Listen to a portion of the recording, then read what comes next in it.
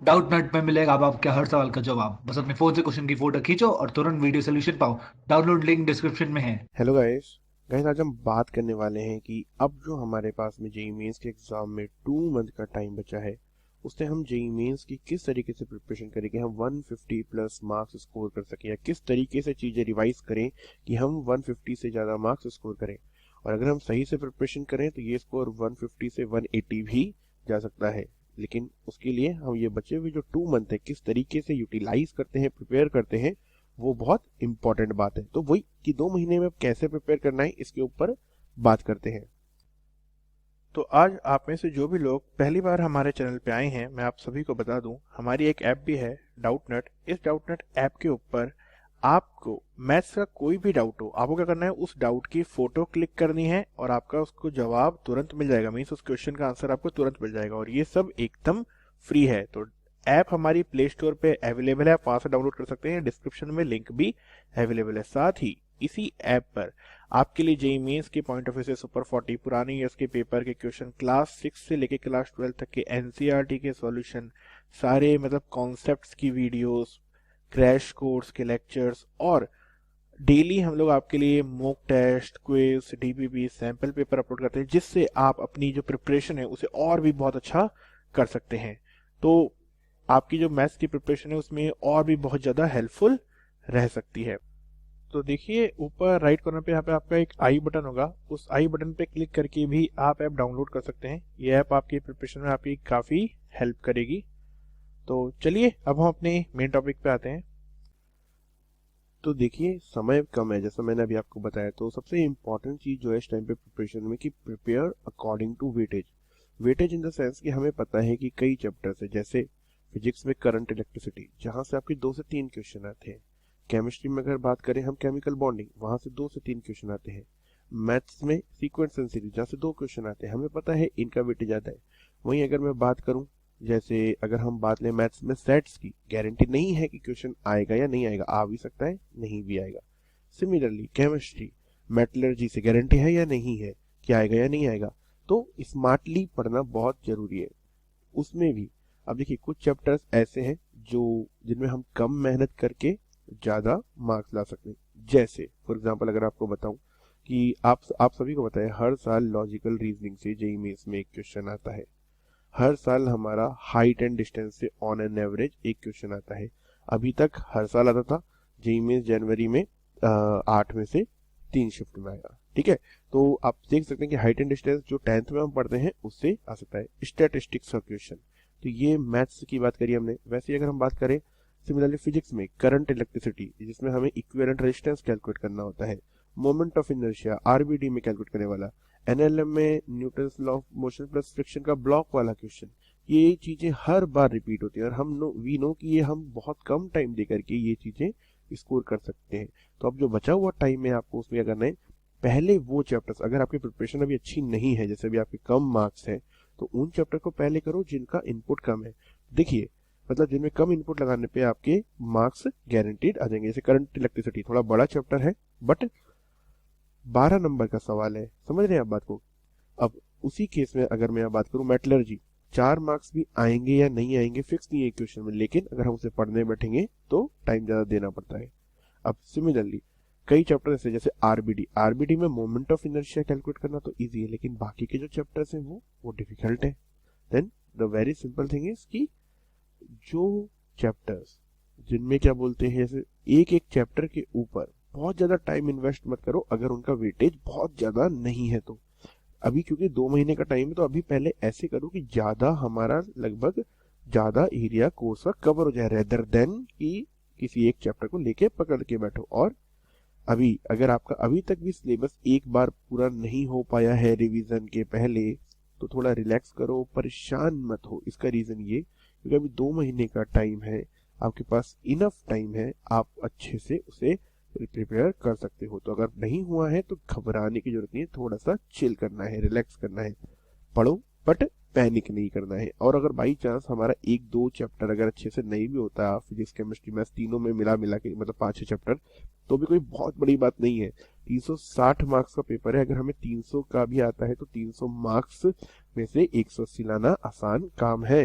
तो घबराना नहीं है, ठीक है। इसलिए परेशान मत हो इस चीज को, बस आपका जो एग्जाम्स में वेटेज है उसके अकॉर्डिंग थोड़ी सी प्रिपरेशन करो। अब देखिए, जब आप क्वेश्चन करेंगे थोड़ा सा ध्यान दीजिए कि आपके जो पहले पुराने ईयर के जो क्वेश्चंस आए हैं ना उनके बेसिस पे करो। किसी भी चैप्टर के ना 100 क्वेश्चन करने मत बैठ जाओ बेवकूफों की तरह, ठीक है। ये क्या होता है, हम एक चैप्टर लिया उसके 100 क्वेश्चन करने बैठ गए, फिर पता चला वो एक ही चैप्टर हमारा पूरा दिन चल गया। तो ये इस समय पे सबसे बड़ी मिस्टेक है, ये बिल्कुल नहीं करना। हमारे पास अराउंड 60 डेज है और हमारे पास टोटल सिलेबस में 95 चैप्टर्स है। तो कोशिश करो कि हर दिन 2 चैप्टर, चाहे एक मैथ्स का हो एक फिजिक्स का हो, और व्हाट आई सजेस्ट इज दिन में 3 चैप्टर करो, एक फिजिक्स एक केमिस्ट्री एक मैथ्स का। इससे बेनिफिट क्या होगा कि कोर्स आपका 30-35 डेज में खत्म हो जाएगा, उसके बाद देन आप रिवाइज कर पाओगे, है ना। और जिन बच्चों का बोर्ड्स है वो उसमें भी मैनेज थोड़ा करना मुश्किल है, बट अगर कर पाए तो वो भी बहुत अच्छा होगा, ठीक है। अब रेलेवेंट क्वेश्चन प्रैक्टिस करना बहुत जरूरी है। रेलेवेंट क्वेश्चन देखिए, पुराने ईयर्स के पेपर के बेसिस पे जो हमारा रेलेवेंट क्वेश्चन है वो प्रैक्टिस कीजिए, है ना। अब ये रेलेवेंट क्वेश्चन कहाँ से आएंगे, तो देखिए अगर आपकी प्रिपरेशन इस समय पे ऐसी है कि आपके 140, 160, 170 मार्क्स आ रहे हैं, तो आप सुपर 40, हमने हमारी ऐप के ऊपर एक स्पेशल सीरीज चलाई थी मैथ्स के स्टूडेंट्स की, मैथ्स के लिए। इसमें अगर आपके मार्क्स मैथ्स में अच्छे आ रहे हैं, आपके मैथ्स में होल्ड अच्छा है, तो आप सुपर 40 सॉल्व कीजिए। और अगर आपको लगता है कि आपके अभी कॉन्सेप्ट वीक है, आपको थोड़ा बेसिक से मतलब जीरो से क्या बोलते हैं नर्चर करने की जरूरत है, या फिर अभी आपकी प्रिपरेशन वीक है, तो आप लोगों के लिए हमने सुपर 60 चलाई थी। देखिए इसमें क्या है, सुपर 60 में आपको बेसिक है, फिर मॉडरेट है, फिर सेमी मॉडरेट है, जबकि सुपर 40 में थोड़े से डिफिकल्ट क्वेश्चन है जेईई मेंस के पॉइंट ऑफ व्यू से ही। तो आपकी प्रिपरेशन अगर वीक है तो सुपर 60 आप प्रैक्टिस कीजिए, एंड देन अगर आप अच्छी है प्रिपरेशन तो सुपर 40 कीजिए। दोनों की ही पीडीएफ ऐप के ऊपर अवेलेबल है, आप वहां से डाउनलोड कर सकते हैं। लेकिन साथ ही साथ जेईई मेंस के पुराने ईयर के पेपर करना इज मस्ट। अगर ये आप नहीं कर रहे हैं तो कुछ ना कुछ तो गड़बड़ है, तो ये आपको करने हैं पुराने ईयर्स के जेईई मेन के पेपर। ओके, तो क्या क्या करना है, जेईई मेंस के पेपर हर चैप्टर से 30, 35, 40 क्वेश्चन। अब आपकी जैसे प्रिपरेशन अगर किसी चैप्टर की बहुत खराब है तो सुपर 60 के आप जो पहले 30 क्वेश्चन एंड देन मतलब पहले 45 क्वेश्चन करिए, क्योंकि बाद के 15 उसके भी थोड़े डिफिकल्ट हैं। और अगर आपकी बहुत अच्छी है तो आप सिर्फ सुपर 40 कीजिए।